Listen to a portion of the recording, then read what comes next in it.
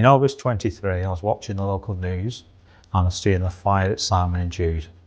That's when I contacted the school to offer our services to get the school up and going quickly. During the design of the education village, we were tasked with 554 pupils to get back into mainstream education. From initial contact with the school, there was a requirement for 2 early learning centres, dining halls, PE rooms and teaching facilities. Each classroom was designed to 60 square metres for 25 children. Safeguarding the children was priority. Toilets are required within the buildings so the children don't need to go out of the complex.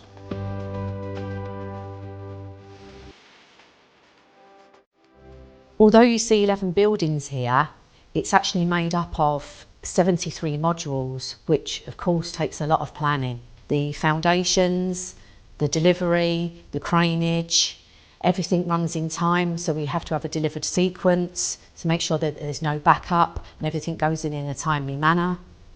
Full project management was required to make sure it went seamlessly without any faults.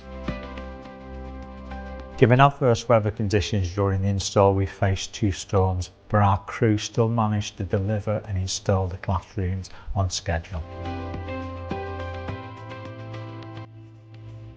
Unique features when designing the education village were DDA access, DDA ramps, toilet facilities and metre-wide doors.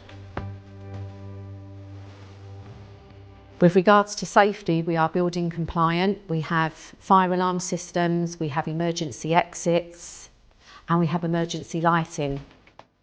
For comfort and energy efficiency, we have a heat cool system, we have natural light that floods through, we have the LED lighting. The buildings are insulated to current U values and they're acoustically soundproofed.